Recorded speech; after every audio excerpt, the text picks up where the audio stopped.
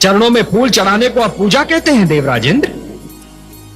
हाथ जोड़कर शीश नवाने को आप पूजा मानते हैं? नहीं देवेंद्र, यह पूजा नहीं है। पूजा तो दिखावा ना करने का दूसरा नाम है। अच्छे विचार हैं पूजा, अच्छे कर्म है पूजा। दूसरों की सेवा और परोपकार का दूसरा नाम है पूजा।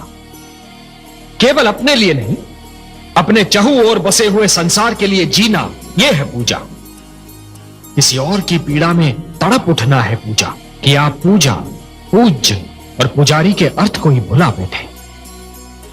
और इसीलिए है देवराजेंद्र, जिस प्रकार अपने मार्ग में चट्टान को खड़ा पाकर नदी की धारा अपनी दिशा को बदल लेती है, उसी प्रकार आपके इस अहंकार को देखकर मैं भी आपसे अपना मुख मोड़ रहा हूं।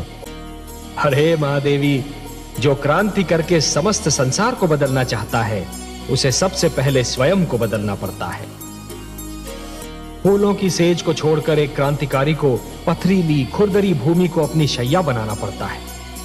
राजभवन का सुखद जीवन भूलकर कांटों की राह पर चलना पड़ता है। क्रांति की पहली मांग है त्याग, और त्याग की पहली मांग है सहनशीलता। जिस प्रकार कुंदन बनने के लिए सोने को पहले अग्नि में तपना पड़ता है, उसी प्रकार किसी भी व्यक्ति को अपनी भीतर की क्षमताओं को जानने के लिए परीक्षा की अग्नि में तपना पड़ता है। महादेवी, जिस प्रकार एक कृषक लहराते हुए खेत को देखकर प्रसन्न तो हो जाता है, परंतु उसके मन में एक आशंका रहती है कि क्या अगले वर्ष भी खेती यूं ही लहराएगी या सूखी रह जाएगी। मेरे मन में भी यही आशंका है महादेवी, कि प्रहलाद की बनाई हुई परंपरा उसकी अगली पीढ़ियों तक बनी रहेगी या नहीं। हाँ, मेरा पौत्र विरोचन अब युवा होने वाला है। देखते हैं वो अपने पिता से कौन से गुण प्राप्त करता है।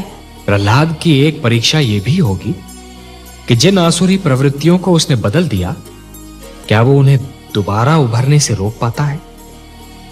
और क्या किया दुष्ट विरोचन ने? उस अधम ने तो हमारी पूजा बंद करवा दी थी। आप तो देवता हैं, आपको तो यह ज्ञात होना चाहिए देवराजेंद्र, कि पूजा किसी के प्रति स्नेह और श्रद्धा की ऐसी भावना है जो यदि मन में जन्म ले तो कोई उसे दबा नहीं सकता, परंतु यदि मन में जन्म ना ले तो कोई उसे उत्पन्न भी नहीं कर सकता। परंतु हे परनाथ, हमारी पूजा तो न जाने कब से निरंतर होती चली आ रही है।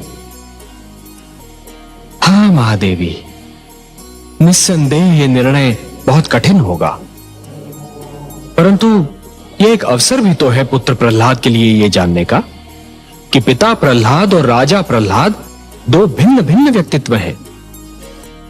जिस प्रकार योग्य तोल के लिए तुला के दोनों पलड़ों का संतुलित रहना आवश्यक होता है, उसी प्रकार प्रजा का न्याय करते समय राजा का भी संतुलित होना बहुत आवश्यक होता है। महादेवी,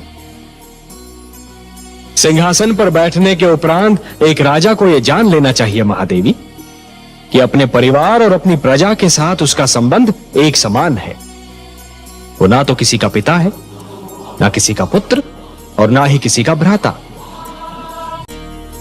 हे देवर्षि, जिस प्रकार यदि कोई व्यक्ति उधार लिए हुए धन को यदि अपनी संपत्ति मानेगा तो बहुत शीघ्र कंगाल हो जाएगा, यही तो विधि का विधान है महादेवी।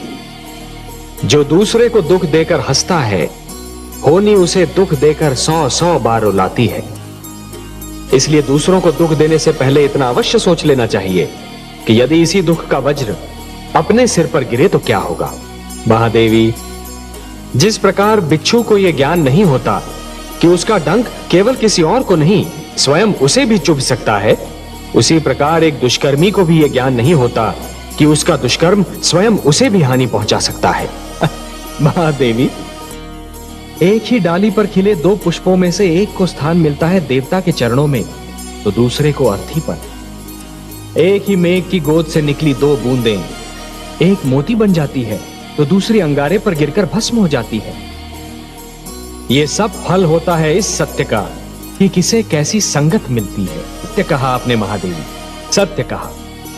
और इसीलिए माता पिता को सबसे अधिक ध्यान बाल्यावस्था में संतान के चरित्र निर्माण पर ही देना चाहिए। जिस प्रकार जब जल माटी को गीला कर देता है तो माटी में से सुंदर अंकुर फूटते हैं, उसी प्रकार जब भक्ति मन को उदार बना देती है तो मन में सुंदर विचारों का जन्म होता है। महादेवी, जिसके मन में खोट नहीं होती वो स्वयं को भी सच्चा समझता है और दूसरों को भी, और जिसे अपनी भूल का विस्मरण होता है उसे उसका दंड अवश्य मिलता है। इतिहास रचा ही इसलिए जाता है महादेवी कि आने वाली पीढ़ियां ये देख सकें कि उनके पहले की पीढ़ियों ने क्या भूल की और वो उस भूल को ना दोहराएं। यदि दोहराती हैं तो दंड पाती हैं, दुख झेलती हैं। जानता हूं महादेवी, क्षति पहुंचाने वाले को दंड देना तो बहुत सरल है, पर उसे क्षमा करना बहुत कठिन।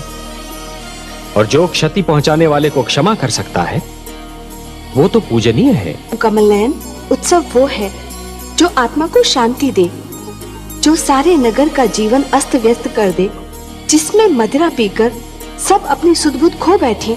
वो उत्सव नहीं, कोरा हुड़दंग है। परिवार क्या है? प्रभु, मुझे इसका ज्ञान दीजिए। परिवार वो है वत्स जो जीने का उद्देश्य देता है, मानव को ये बताता है कि संसार में क्यों जिया जाए, किसके लिए जिया जाए। और संसार क्या है भगवान? संसार संसार एक बड़ा परिवार है पुत्र।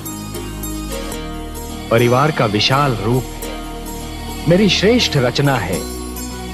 वसुधैव कुटुंबकम, ये सारी वसुधा, ये सारी धरती एक ही कुटुंब है, एक ही परिवार है वत्स। परंतु संसार के भले के लिए मर जाना, ये वो महान कार्य है जो प्राणी को मरकर भी अमर बना देता है। वासुदेव, मुझे बताइए कि कर्म क्या है? कर्म पूजा है वत्स, कर्म यज्ञ है, कर्म जीवन है, जीवन का आदर्श है। और जीवन क्या है देव? जीवन एक सौभाग्य है पुत्र, एक वरदान है, मेरा दिया हुआ प्रसाद है, एक अवसर है। वत्स, अब और प्रश्न पूछने हैं मुझसे? कुछ नहीं पूछना प्रभु, अब कुछ नहीं पूछना। अब तो मुझे हर प्रश्न का उत्तर मिल गया है। मेरे चारों ओर ज्ञान का प्रकाश फैला हुआ है। मैं वहाँ हूँ जहाँ केवल मैं हूँ और आप है। अब न कोई कामना है, न कोई इच्छा। आपकी गोद में आकर लगता है इसके सिवा हर वस्तु तुच्छ है। अब मुझे कुछ भी नहीं चाहिए। मुझे मेरा ठिकाना मिल गया, मेरा घर मिल गया। नहीं वत्स, मेरी गोद तुम। महादेवी, जिस प्रकार सारे घर में उजाला फैलाने वाला दीपक चाहते हुए भी अपने ही